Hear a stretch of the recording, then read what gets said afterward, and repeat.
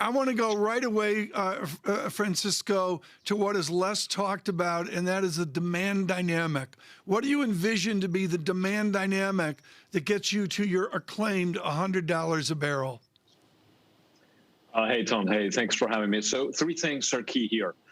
First, there's a lot of pent-up demand. We've all been locked up in our living rooms, in my case, but really with very little movement, whether it's business or personal. There's a huge amount of pent-up demand that we're already seeing in the U.S.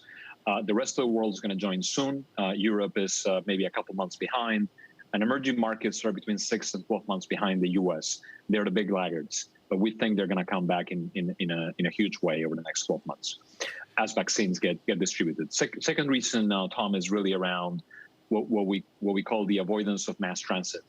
People are going to be using more private vehicles, avoid subways and buses for an extended period of time.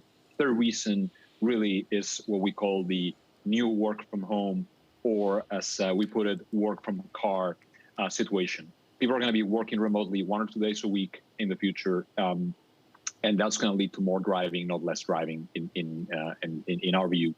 Again, and we are basing this opinion on estimates pre-pandemic and studies pre-pandemic that suggested that 1 or 2 days of work from home eventually leads to more, not less driving.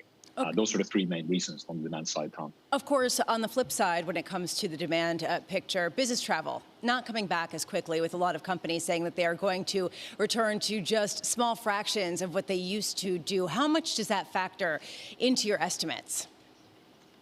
Well, so business travel is a big factor for airlines, but let me just give you one data point. In 2019, average travel was roughly 2.3 million passengers per day going through TSA checkpoints.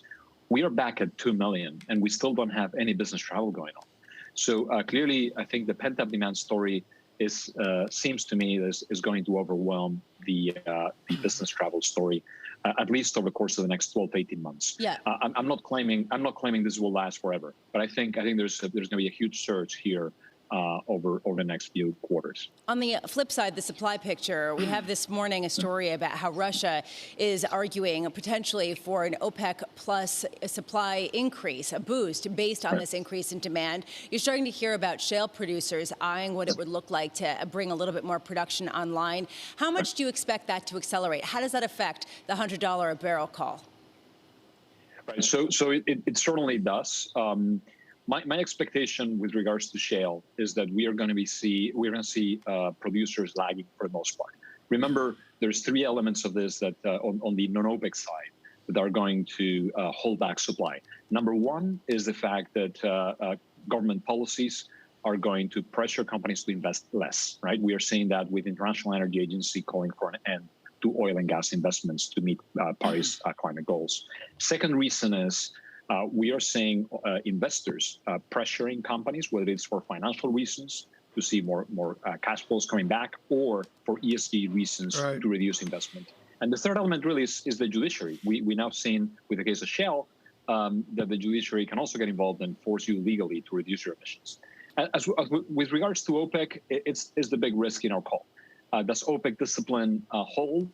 My guess it probably will. Remember, we've only averaged $64 a barrel so far this year. The average OPEC budget is at 70. So they want to make up what they lost last year in terms of ground.